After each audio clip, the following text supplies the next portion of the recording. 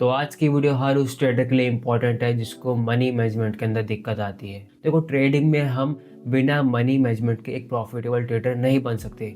Money management आपको सीखना पड़ेगा, उसको मास्टर करना पड़ेगा। देखो, इतना तो आपको पता है कि ट्रेडिंग के अंदर 100% गारंटी किसी भी चीज़ की नहीं है। आप अगर 10 ट्रेड लेते हैं तो ये गारंटी नहीं है कि आपकी 10 की 10 ट्रेड विन जाएंगी। अगर गारंटी होती है कि हाँ, जितने भी हम ट्रेड लेंगे वो सारी विन जाती, तो आज हम मनी मैनेजमेंट का यूज़ ट्रेडिंग के अंदर नहीं कर रहे होते।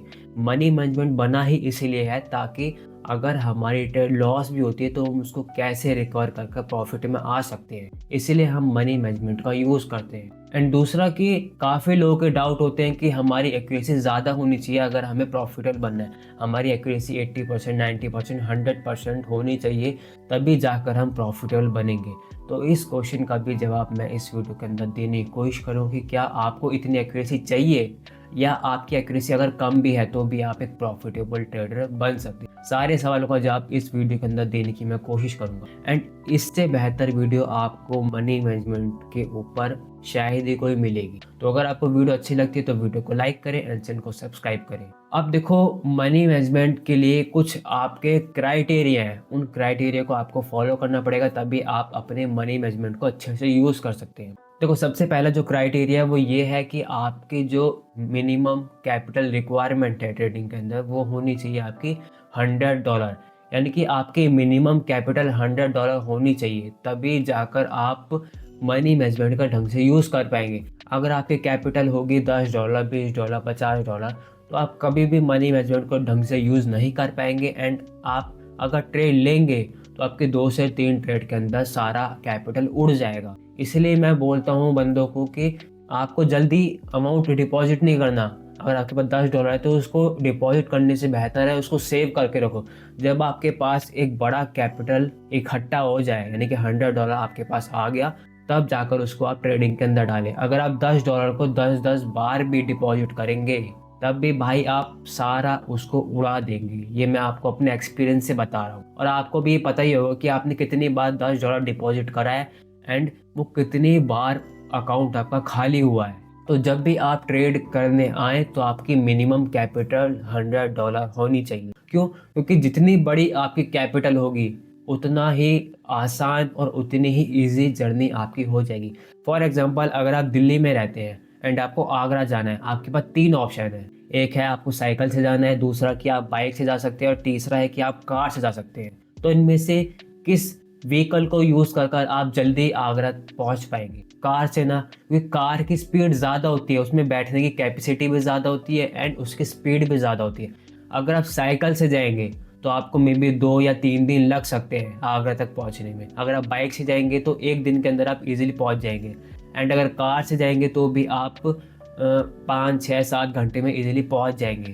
तो ठीक इसी तरह ट्रेडिंग के अंदर जितनी छोटी आपकी कैपिटल होगी, आपको अपने गोल तक पहुंचने में उतना ही ज़्यादा टाइम लगेगा। अगर आप बड़ी कैपिटल डालते हैं $100, $200, $300, तो आपका जो गोल है वहाँ तक जाने में आपको बहुत ज़्यादा ईजी होगी एंड आपकी जो जर्नी है वो बहुत ज़्यादा स्मूथ हो जाएगी, आपको कोई भी उसमें दिक्कत नहीं आएगी। अगर हम छोटा कैपिटल यूज़ करते हैं तो जल्दी उड़ जाएगा एंड आपको बार बार डिपॉजिट करते रहना पड़ेगा अगर आप छोटी कैपिटल को डिपॉजिट करते हैं। इसीलिए जब भी आप ट्रेडिंग के अंदर आएँ, आपका कैपिटल $100 से ऊपर होना ही चाहिए। दूसरा कि फॉर एग्जांपल काफ़ी लोग ऐसे आते हैं कि सर मेरे पास इतना है, मान लो कि मेरे पास $100 है, तो क्या $100 से मैं प्रॉफिटेबल ट्रेडर बन सकता हूँ? सिर्फ मेरे पास $100 है, इसके अलावा मेरे पास कुछ भी नहीं है, जितना था सब मैंने लॉस कर दिया। देखो, एक बात मैं आपको बता देता हूँ कि अगर आपके पास सिर्फ और सिर्फ कुछ थोड़ा सा ही अमाउंट है, यानी कि आपके पास बैकअप में अमाउंट नहीं है, जो आपके पास है बस वही है, तो उसको ट्रेडिंग के अंदर मत डालो, क्योंकि यहाँ पर लॉसेस होते हैं। अगर आप ये सोच कर आओगे कि मैंने $100 डिपॉजिट करा, बस ये आखिरी अमाउंट मैं अफोर्ड कर सकता हूँ, उसके अलावा मैं उसमें दोबारा नहीं डाल सकता, तो यही बोलूँगा कि आप और अमाउंट यहाँ पर मत डालो, या फिर जो अमाउंट डालने वाले हो उसको भी मत डालो, क्योंकि वो लॉस हो जाएगा। तो आपका जो भी कैपिटल है, फॉर एग्जांपल अगर आपके कैपिटल $100 है, उसका 2 से 3 गुना आपके पास पीछे बैकअप भी होना चाहिए। अगर आपका वो जो कैपिटल है $100 अगर उड़ भी जाता है तो तो आपके पास ऑलरेडी पीछे बैकअप होगा, उसको आप डिपॉजिट कर फिर से जो आपका लॉस है उसको रिकवर कर सकते हैं। तो इसलिए जब भी आप कैपिटल डालो उसका 2 से 3 गुना आपके पास बैकअप में होना चाहिए। तीसरा कि जब हम ट्रेड करें तो जो भी हम दिन का जो टारगेट है उसको कंप्लीट करते हैं उसको 2 से 3 दिन के अंदर विड्रॉल कर लें। काफ़ी लोग ऐसा करते हैं कि वो ट्रेड करते जा रहे हैं लेकिन जो अमाउंट है उसको विड्रॉ कर ही नहीं रही। फिर एक दिन ऐसा आता है जो उन्होंने अपना कैपिटल डाला एंड जो प्रॉफिट करा पूरा का पूरा उड़ा देते हैं, इमोशन में आकर, ग्रीड में आकर, लालच में आकर या साइकोलॉजी इशू के कारण। इसलिए जब भी आप अपने प्रॉफिट्स बनाए उसको रेगुलर यानी कि 2 से 3 दिन के अंदर विड्रॉल करते रहें ताकि आपका जो बैकअप है वो पीछे इकट्ठा होता रहे। अगर आप अपना प्रॉफिट अमाउंट अपने अकाउंट में होल्ड करके रखेंगे तो वो बहुत जल्दी उड़ जाएगा, क्योंकि मैं अपने एक्सपीरियंस से बता रहा हूँ कि जब भी मैं अपना जो प्रॉफिट अमाउंट है उसको होल्ड करके रखता था अपने ट्रेडिंग अकाउंट में, वो बहुत जल्दी लॉस होता था। प्रॉफिट तो जाता ही था, साथ में कैपिटल भी उड़ता था। इसलिए आप जो भी प्रॉफिट करते हैं उसको 2 से 3 दिन के अंदर विड्रॉल कर लें ताकि आपका पीछे बैकअप इकट्ठा होता रहे। फॉर एग्जांपल आपकी कैपिटल है $100। अब आपको अपना टारगेट क्या रखना है अपनी कैपिटल के अकॉर्डिंग। देखो, जब भी आप अपना टारगेट डिसाइड करें वो एक फिक्स अमाउंट होना चाहिए। ऐसे नहीं कि आप परसेंटेज वाइज अपना टारगेट बना रहे हैं। फॉर एग्जांपल अगर आपको दिन का 5% या 10% गेन करना है तो आपका अगर परसेंटेज वाइज आप अपना टारगेट कंप्लीट करेंगे तो आपको हर दिन अपना टारगेट बढ़ाते रहना होगा, क्योंकि परसेंटेज के हिसाब से आपका टारगेट बढ़ता जाएगा। आज जब आपकी कैपिटल $100 है उसका 5% आप गेन कर रहे हैं तो उसका कितना हो गया टोटल $105। कल जो आप 5% गेन करेंगे वो टोटल $105 का 5% गेन होगा, यानी कि हर दिन आपका टारगेट बढ़ता जा रहा है। इसमें दिक्कत ये होती है कि ओवर ट्रेडिंग करने के चांसेस बढ़ जाते हैं। तो हमें अपना टारगेट फिक्स रखना है, फिक्स इन द सेंस कि एक फिक्स अमाउंट डिसाइड करना है कि अगर मुझे दिन का 10% गेन करना है तो मैं दिन का $10 ही गेन करूंगा। अब सपोज करो कि 10% आपको गेन करना है, 10% के हिसाब से आपका जो भी टारगेट होना चाहिए $10 होने चाहिए।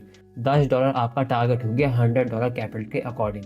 अब आपको अपना स्टॉप लॉस कितना रखना है? स्टॉप लॉस होना चाहिए आपका 30% यानी कि $30। अब मैं $30 क्यों रखा, यानी कि आप दिन का 10% गेन करेंगे, 30% लॉस करेंगे, तो ये क्या सेंस बन रहा है इसका? देखो, जब भी हम ट्रेड करते हैं तो उसमें मैक्सिमम चांस क्या होते हैं, प्रॉफिट करने के या लॉस करने के? लॉस करने के ना। इसलिए हम जो भी अपना टारगेट है उससे 2 गुना या 3 गुना हम अपना स्टॉप लॉस रख रहे हैं, क्योंकि अगर हम अपना जो स्टॉप लॉस है वो टारगेट से कम रखेंगे तो वो जल्दी हिट हो जाएगा एंड फिर हमें वो वाला दिन लॉस के अंदर एंड करना पड़ेगा। इसीलिए हम अपना टारगेट को छोटा रख रहे हैं एंड अपने स्टॉप लॉस को बड़ा रख रहे हैं ताकि उसको एक जगह मिल सके कि हाँ, अगर एक ट्रेड लॉस होती है, 2 ट्रेड लॉस होती है तो तीसरी ट्रेड हमारी निकल जाएगी एंड हमारा जो स्टॉप लॉस है वो हिट नहीं होगा। इसलिए हम अपना स्टॉप लॉस बड़ा रख रहे हैं ताकि वो जल्दी हिट ना हो। 10% आपका यानी कि $10 आपका हो गया टारगेट, $30 हो गया आपका डेली का स्टॉप लॉस। अब आपको मैनेजमेंट क्या यूज़ करना है? अब देखो, कभी भी आपको अपनी कैपिटल का 1% से ज़्यादा किसी भी ट्रेड में नहीं लगाना। अगर $100 का 1% हम कैलकुलेट करें तो कितना होगा? $1। $1 की हमने ट्रेड ली, अगर हमारी ट्रेड वो लॉस होती है तो हम अपना अमाउंट बढ़ा देंगे, यानी कि अब हम लेंगे $2 की ट्रेड। $2 की ट्रेड लॉस होती है तो हम अपना करेंगे अमाउंट $4। 4 लॉस होता है तो हम 8 करेंगे, 8 लॉस होता है तो हम $16 करेंगे।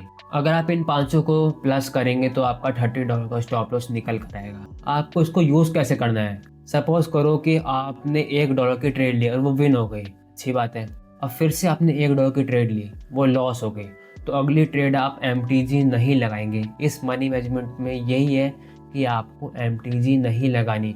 ये मनी मैनेजमेंट मसलिनो ही है, लेकिन इसमें और मसलिनो में दिक्कत ये है कि मसलिनो के अंदर आपका पूरा का पूरा कैपिटल रिस्क पर है, यानी कि उसमें या तो आपका दिन का 5% हिट होगा या फिर आपका पूरा का पूरा कैपिटल लॉस होगा। उसमें सिर्फ आर या पार का गेम है, या तो आएगा 5% या फिर जाएगा पूरा 100% कैपिटल। इसमें यह है कि आपका स्टॉप लॉस $30 है, ज़्यादा से ज़्यादा आपका 30% का यानी $30 का आपका लॉस होगा। फिर भी आपके पास कितना बचेगा? $70 बचेगा उसको रिकवर करने के लिए। तो आपको इस 5 स्टेप मनी मैनेजमेंट का यूज़ करना है। पहले डॉलर की आपको ट्रेड लेनी है, लॉस होती है तो आप अपना अमाउंट बढ़ा देंगे कि $2 करेंगे। आपको MTG नहीं लेनी। अगर आपकी ट्रेड लॉस होती है तो आपको नेक्स्ट चार्ट में नई ट्रेड ढूंढनी है। ऐसा नहीं कि अगर आपकी ट्रेड लॉस हुई तो तुरंत आप $2 की ट्रेड लगा देंगे, नहीं, अगले चार्ट पर जाना है और अगली ट्रेड को फाइंड कर कर उसमें अपना नेक्स्ट अमाउंट लगाना है।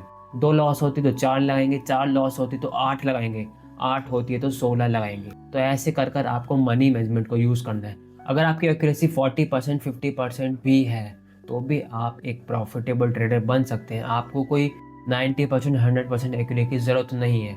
जितने भी बड़े बड़े ट्रेडर हैं उनकी एक्यूरेसी अगर आप देखेंगे तो 50% 60% इतनी आती है। हाँ, दिन की एक्यूरेसी अच्छी हो सकती है। मान लो कि किसी दिन मार्केट बहुत ज़्यादा अच्छी है तो हमारी 90% 100% एक्यूरेसी भी निकल जाएगी। लेकिन अगर हम लॉन्ग टर्म में देखने की कोशिश करेंगे, क्या 100% एक्यूरेसी रोज़ निकालना पॉसिबल है? नहीं है। मार्केट अलग अलग तरीके से बिहेव करती है। किसी दिन मार्केट अच्छी होती है तो अच्छी एक्यूरेसी निकल जाती है, किसी दिन मार्केट ख़राब होती है तो ख़राब एक्यूरेसी निकलती है। लेकिन अगर हम किसी बंदे को उसकी एक दिन की एक्यूरेसी से जज करेंगे तो सही बात नहीं है। एक दिन में वो बंदा 100% एक्यूरेसी निकाल सकता है अगर मार्केट अच्छी होगी।